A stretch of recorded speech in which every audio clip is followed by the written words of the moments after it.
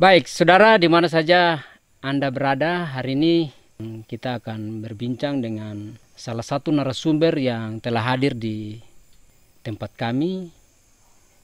Ya, dia salah satu pendamping distrik dari distrik Mayamuk ya. Kita akan bincang-bincang seputar informasi-informasi terbaru terkait kepala kampung yang nantinya akan menjabat selama 9 tahun, dan kemudian ada 2 miliar juga untuk per kampung nanti. Iya, baik. Dulu di aturan lama 3 periode, tapi sudah diputuskan di dalam sidang DPR RI bahwa kepala kampung menjabat 2 periode, 1 periode 9 tahun. Ya. Dan hari ini kalau kepala kampung, nanti muncul pertanyaannya, kepala kampung sudah memimpin sampai 6 tahun, taruhlah di Kabupaten Sorong Selatan sampai 2026, berarti dia menambah 3 tahun menjadi 2029. Dan kepala kampung, satu kampung di 2024 itu mendapat dana desa per kampung 2 miliar. Kalau kampung-kampung yang sudah masuk dalam kampung-kampung mandiri atau kampung-kampung mandiri itu dia akan mendapat dana 5 miliar. Jadi tetap bisa mencapai 5 miliar, paling terendah 2 miliar. Nah, hari ini kampung-kampung sudah menyusun anggaran untuk 2024. Kalau kita di pemerintahan macam di birokrasi itu namanya biasa musrembang ya, atau mereka usung renstra. Tapi kalau kita di sini penyusunan muskam itu uangnya nanti menyusul, tunggu uangnya.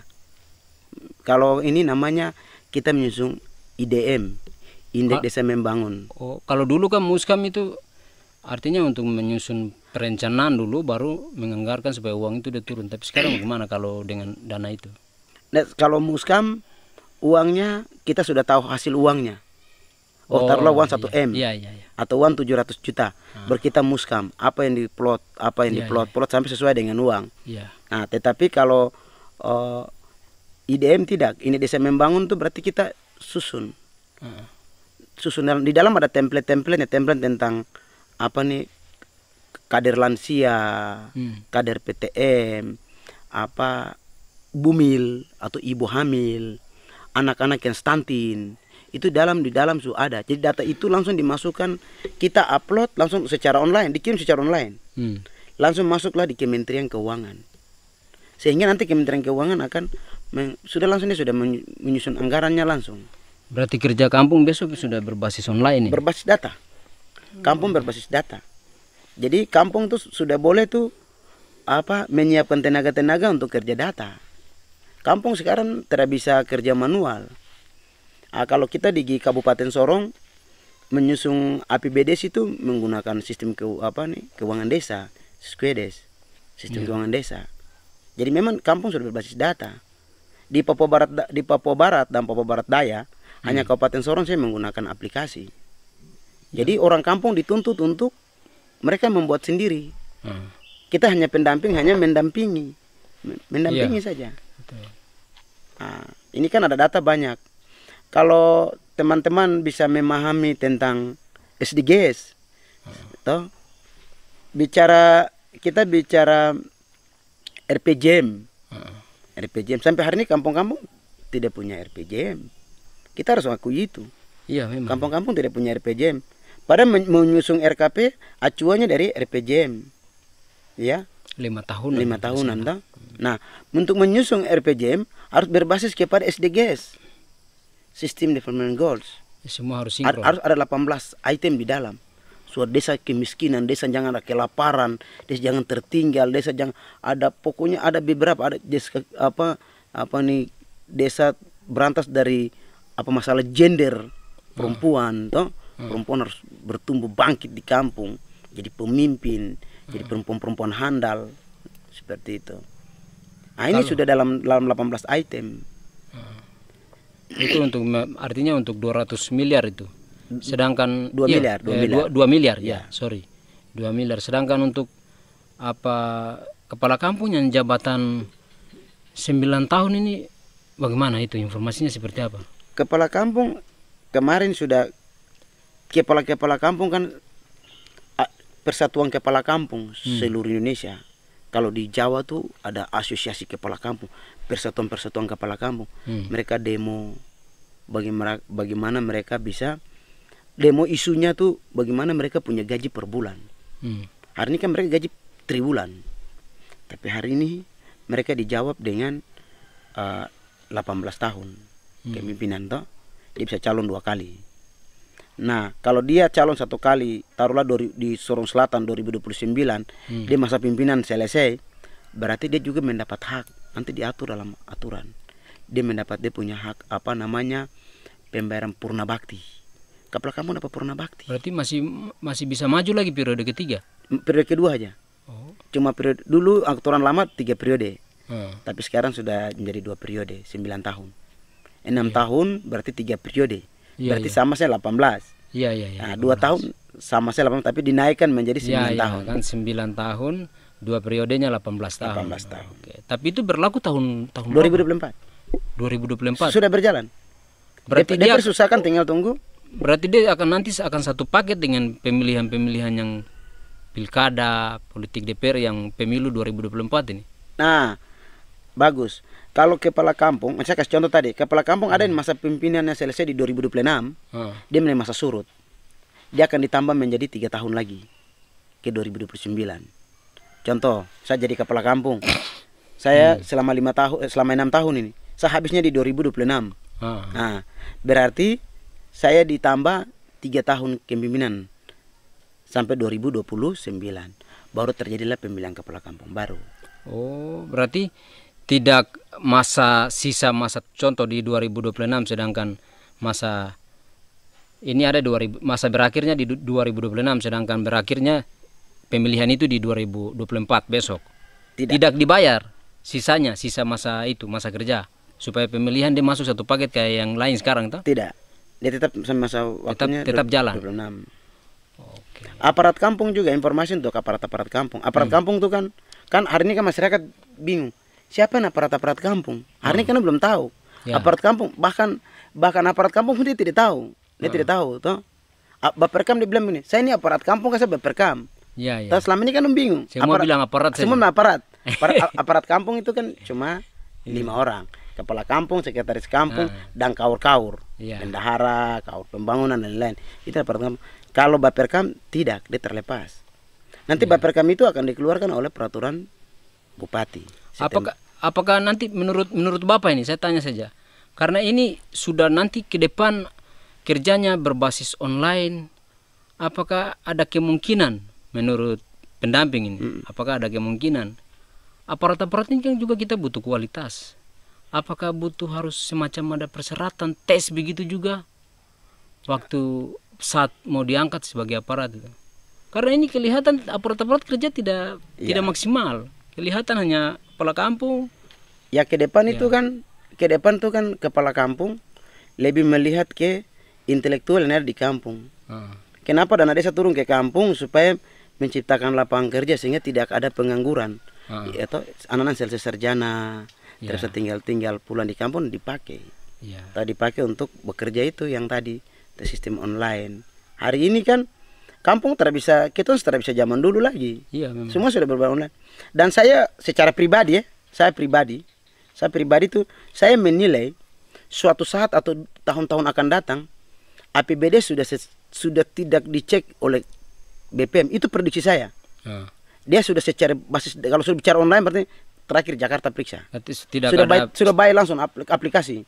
Tidak ada seperti sekarang yang harus rekomendasi, harus BPM kasih keluar lagi pengawasan. Ini kelihatannya sekarang kan dana desa ini kan sudah turun langsung masuk di KPPN. Sudah tidak melalui Kasda lagi. Dia tidak melalui Kasda. Dia langsung masuk di KPPN, tinggal rekomendasi masuk Kasda, kirim uang dari Kasda lah masuk dari KPPN, kirim uang lah masuk rekening kampung. Dia tidak langsung melalui Kasda. Dulu kan lewat Kasda, sekarang kan tidak lewat Kasda. Jadi uang sudah tidak baik lewat pemerintah, karena nanti lihat agak lambat, pemerintah daerah agak lambat.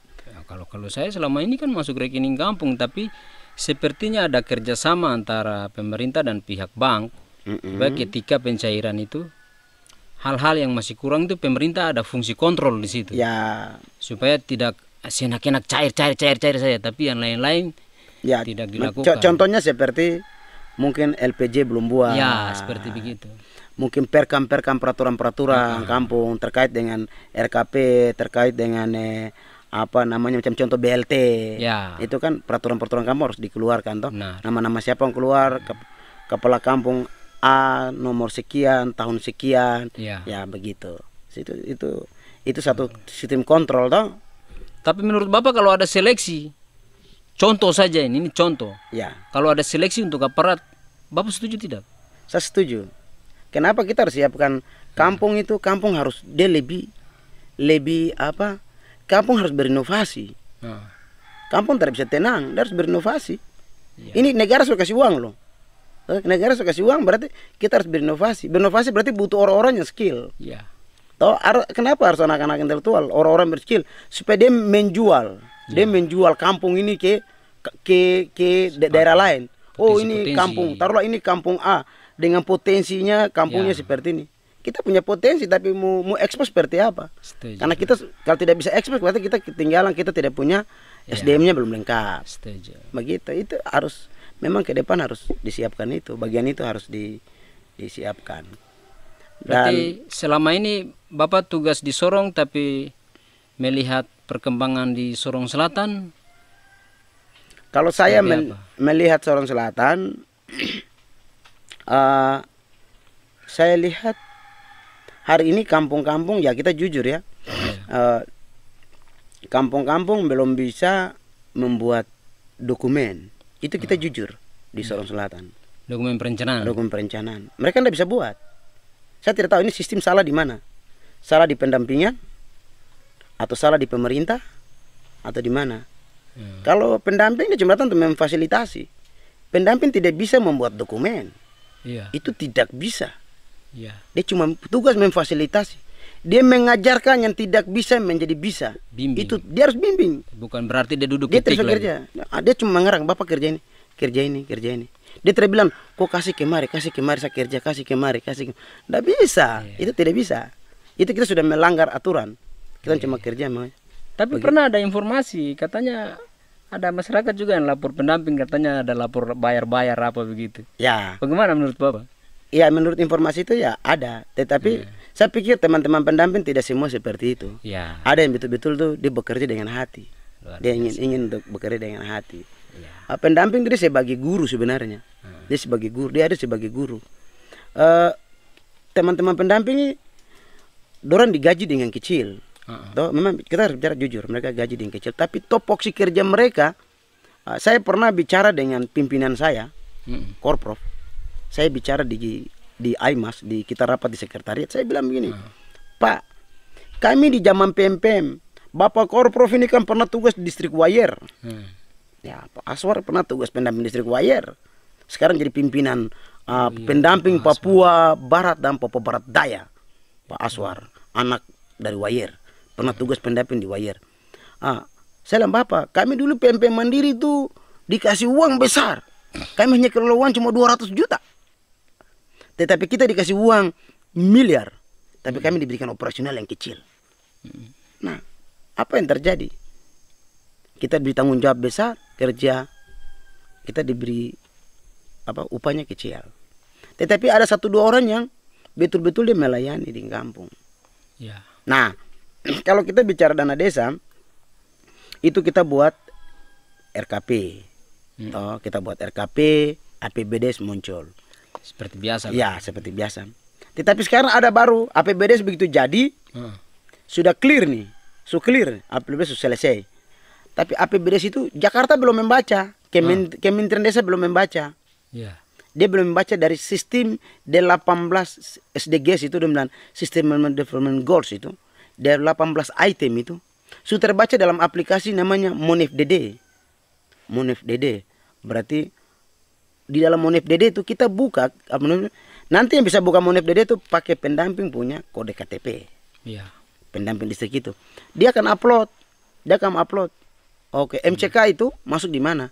MCK dia akan masuk dalam sistem infrastruktur, tetapi dia juga masuk juga di bagian pencegahan stunting. Ya. Dia bicara stunting juga. Jadi disitulah muncul nilai perhitungan nilai stuntingnya kan muncul situ. Di satu distrik itu bisa menghabiskan stunting itu 1 miliar. Saya di distrik Mayamuk tahun 2023 pencegahan stunting 1 miliar lebih, 1 miliar 200 sekian juta. Jelas muncul di dalam aplikasi. Jadi kampung-kampung dong punya APBD-nya tuh saya ambil, terus saya upload di Monepay. Di situ berarti kementerian akan baca. Jadi bicara dana desa ini bukan satu menteri yang kerja. Bicara pariwisata, bicara desa wisata berarti bicara tentang Kementerian Pariwisata. Bicara tentang guru PAUD, bayar guru PAUD, guru SD, bicara bangun PAUD berarti kita bicara tentang pendidikan. Bicara tentang stunting berarti bicara dengan bayar kader posyandu, kader lansia, kader PTM.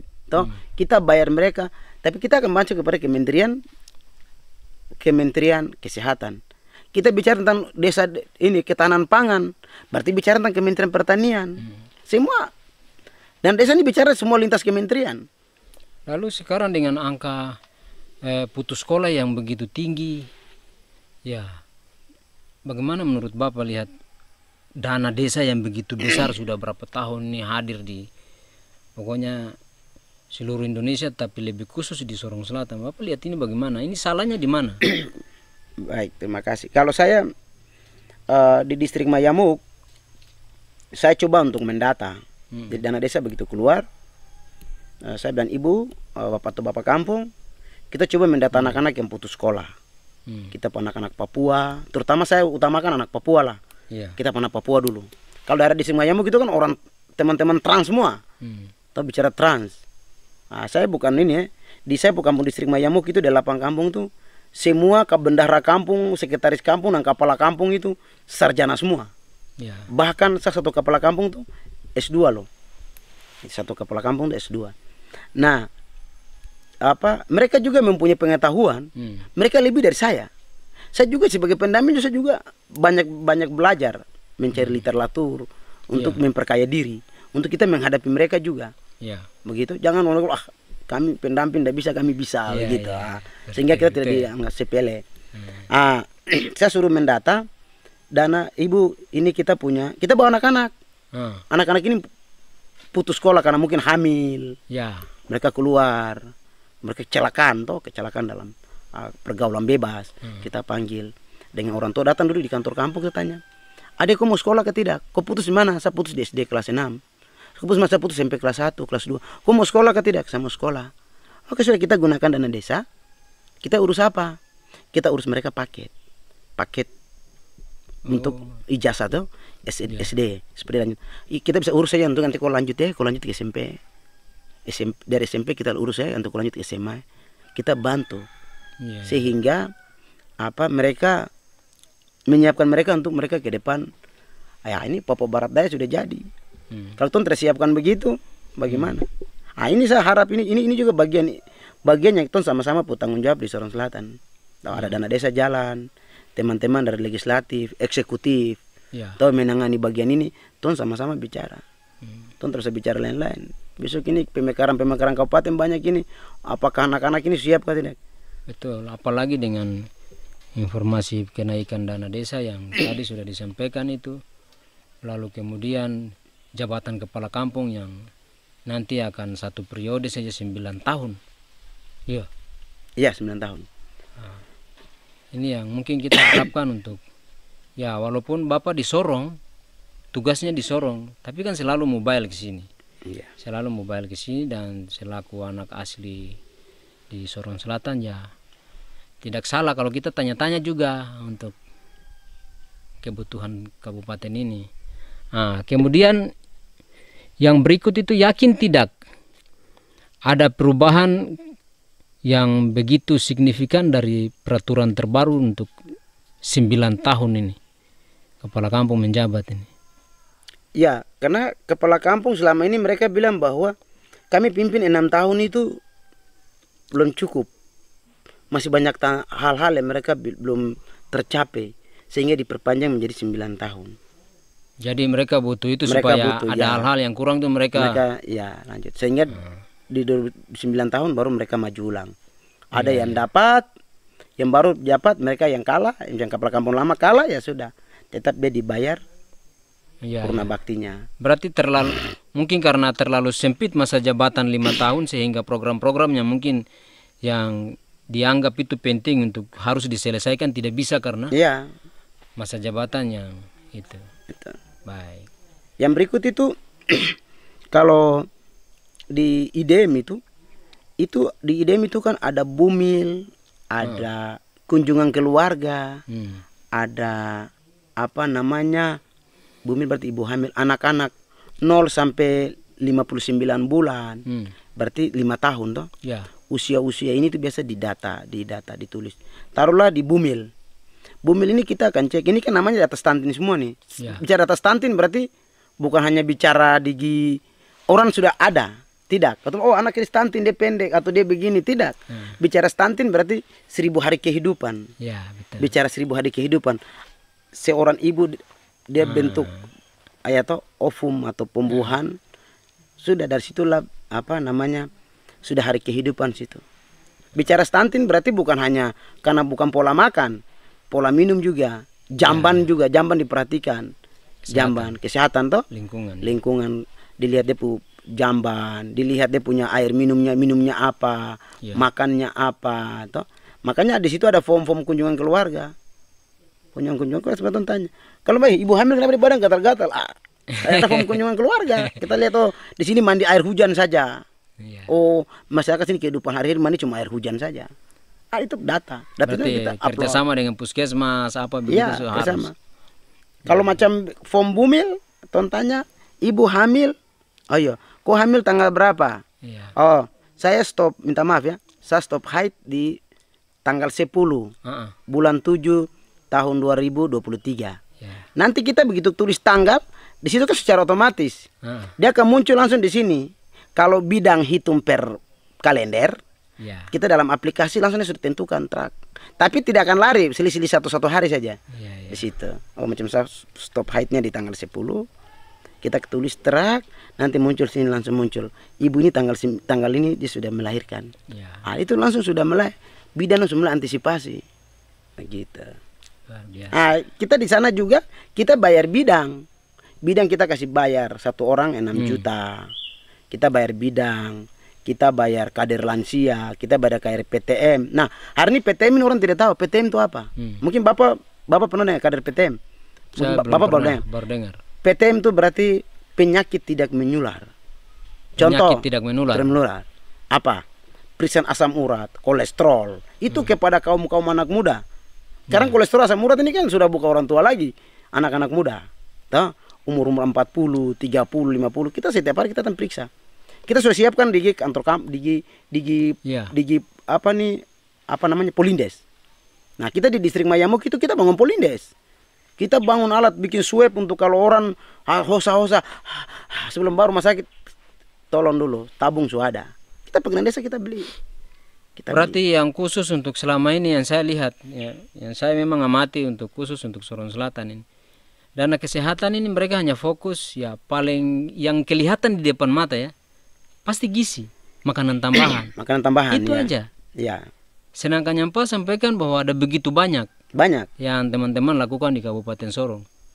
Apakah memang di sana punya program lain? Masing-masing kampung kan? Masing-masing kabupaten dengan dia punya versi masing-masing kan? Tapi artinya diharapkan untuk dana yang begitu besar nanti ini, yang datang ini, semua ini bisa dijawab dengan yang tadi sudah disampaikan, yang hal-hal putus sekolah. Saya pikir begini Bapak, terima kasih. Itu kembali ke apa teman-teman yang mendampingi. Oh begitu ya? Ya ini sudah diatur dalam regulasi. Berarti mindset itu harus tertanam di pendamping. Karena masyarakat ini awam, buta. Iya, kita datang pelan. Ayo, ini sudah secara global ini, secara global, secara langsung PTM berarti makanan tambahan bayi balita. Langsung klop, hitung anggarannya, klop. Oke, biasa bidang kemarin kamu bayar berapa? Oh kemarin kami bayar 5 juta. Boleh ditambah ke tidak? Masyarakat. Oh iya boleh ditambah. Oke bidang ditambah. Bidang ada berapa orang sini? 3. Oke tambah 3. Satu orang berapa? hitung-hitung, oh berarti 1 tahun 6 juta. Tapi apakah kalau walaupun pendamping sampaikan itu, tapi kalau masyarakat yang punya di kampung itu mereka tidak setuju, artinya kan milik mereka kan uangnya. Begini Pak, bidang ini kalau tinggal di kampung, bidang tidak dibayar oleh. Kan ada berapa kasus kemarin dana COVID sampai mereka bilang tidak perlu. Padahal ini instruksi pusat. Begini Bapak, minta maaf Bapak. Bidang ini tidak dibayar oleh APBD kabupaten. Toh? Bidang ini, Bapak tahu bidang dapat gaji dari mana? Bidang dapat gaji kalau Bapak punya anak, boleh. Setiap bidang tuh dia bersyukur kalau orang punya anak. Ya. Berarti yang terpuanan tanya bidang satu Indonesia. Bidang itu seketika dia orang punya anak, dia bersyukur. Karena dia akan buat laporan, dia akan dapat tambahan insentif dari itu. Oh begitu ya. Bidang dibayar dari itu. Dari setiap bayi, laporan seorang bayi dilahirkan. Itu tugasnya bayi, itu tugasnya bidang. Berarti bidang-bidang harus doakan saya yang belum punya anak ini. Seperti itu. Makanya apa? Kami kampung mulai turunkan bidang. Kalau bidang 3 orang kami bayar. 6 juta, 18 juta. 1 tahun klop. 18 juta. Setuju. Lanjut. Kader PTM minimal 5 orang. Bagaimana lihat warga penduduk sini, penduduk jiwanya bagaimana? Boleh? Oh, sudah kami bisa sanggup 2. Bayar PTM-nya 2. Oke. Gitu ya. Kader lansia di sini banyak. Oh, lansia tidak banyak. Cukup 2. Oh, berarti oke, kader posyandu tetap 5. Yang menangani anak tuh. Kader posyandu tuh ada 5, tetapi ada 1 namanya tuh KPM. Kader pembangunan manusia. Tapi kami di distrik Mayamuk, kami kasih kader posyandu 5, KPM sendiri. Kenapa KPM? Don cuma tahu catat itu di buku kontrol itu catat. Nanti KPM yang bikin rekapan. Dia buat rekapan. Toh form A, form B, kunjungan bulanan 3 bulan sekali, ibu bayi panjang berapa, tim tinggi berapa, nanti dia yang mencatat itu. Baik. Sehingga dia buat laporan itu ke teman-teman, masuk lalu mendata scorecard. Muncul atas scorecard kesehatan. Nah, kita laporkan. Ini masyarakat di Mayamuk seperti ini, atau masyarakat di kampung ini seperti ini. Nah, seperti itu. Baik, terima kasih untuk Nah, yang saya lanjutkan, kalau kami sudah kasih masuk kader lansia, kami sebenarnya kader PT, langsung kami tulis. Kami panggil susternya. Suster atau Pak Kapus, tolong bikin perincian untuk lansia itu pemeriksaan apa? Oh iya Bapak, ini tolong stick untuk apa? Pemeriksaan darah gula. Kami kampung, gunakan anak kampung, beli lagi. Kami taruh di stok kas tinggal. Oh, di sini ada ibu hamil. Ibu hamil perlu butuh susu bumil ke tidak? Kampung beli. Oke, baik. Ya, luar biasa pemirsa di mana saja Anda yang menyaksikan podcast ini salah satu pendamping dari dana desa, mulai dari PNP mandiri sudah sampai masuk lagi di dana desa perubahan undang-undang. Ya, ada informasi terkait itu, jabatan kepala kampung yang nanti dari 6 tahun dia akan beranjak ke 9 tahun. Jadi 2 periodenya 18 tahun masa jabatan.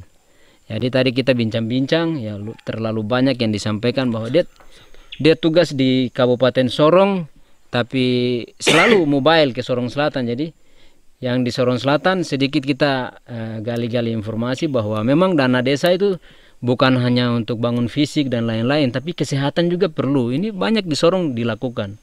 Ya, luar biasa. Mungkin ada yang mau disampaikan lagi. Yang satu lagi, kami juga anggarkan masalah, kita bicara iman, ketakwaan. Kami bangun juga, kami biayai per tahun, kami bayar guru ngaji. Macam teman-teman di daerah situ kan ada pesantren, ada anak, kita kasih ke guru ngaji. Terus kita kasih juga untuk guru sekolah minggu. Kita langsung anggarkan. Oh, guru sekolah minggu dapat 15 juta. Untuk apa? Kalau mungkin jalan salib, belum terbutuh cari uang lagi. Oh, begitu ya? Iya, kita anggar per desa. Boleh ya? Boleh. Kita anggarkan. Guru ngaji kita anggarkan. Iya. Kalau Kristen dapat 15 juta, berarti Muslim juga dapat 15 juta. Supaya seimbang. Jadi kami di semuanya kami anggarkan. Sehingga apa? Lo butuh kertas. Kakak guru-guru sekolah minggu dong, kalau mau cari kertas, enggak perlu cari kertas. Uang sudah ada loh, tinggal beli kertas. Ya, memang seharusnya begitu, karena mereka didik ini orang yang tidak tahu apa-apa jadi yang tahu apa-apa begitu. Jadi harus diperhatikan. Ini kan kita bicara moral, anak-anak kita tanamkan moral dari sekarang. Setuju sekali. Dan ini memang hampir saya memang lihat gereja, kehadiran gereja memang khusus kita orang Nasrani, Kristen, kehadiran gereja memang menolong sekali. Saya lihat bagus kehadiran ini guru-guru sekolah minggu. Kalau dianggarkan tuh ya mudah-mudahan yang di Sorong Selatan yang mengikuti acara ini mungkin bisa dengar bahwa memang tidak salah kalau dianggarkan ke hal-hal itu, karena ini orang di Kabupaten Sorong juga anggarkan. Jadi mudah-mudahan apa yang kita diskusikan ini bermanfaat untuk kita semua. Dan itu dengan kehadiran dana yang nanti akan naik ini, ya kami berharap untuk program-program yang memang yang sudah disampaikan tadi bisa berbagi, supaya di sini juga khusus di Kabupaten Sorong Selatan ini bisa tidak hanya program-program itu yang dari dulu hanya itu.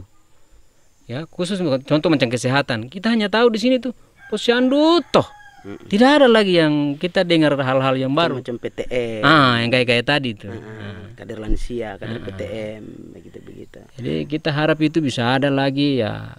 Kemudian dana yang besok mungkin tadi sudah disampaikan bahwa tidak ikut jalur-jalur ke Pemda lagi. Dia akan masuk langsung ke rekening kampung. Ya, ini luar biasa. Kampung lebih leluasa untuk mengelola dana desa, dan hati-hati kalau tambah besar itu juga KPK juga ketat untuk periksa. Ya. Oke, demikian diskusi kami yang singkat. Mudah-mudahan bermanfaat untuk Bapak Ibu semua yang ada di rumah. Sekian dari kami dan kita jumpa di podcast berikutnya.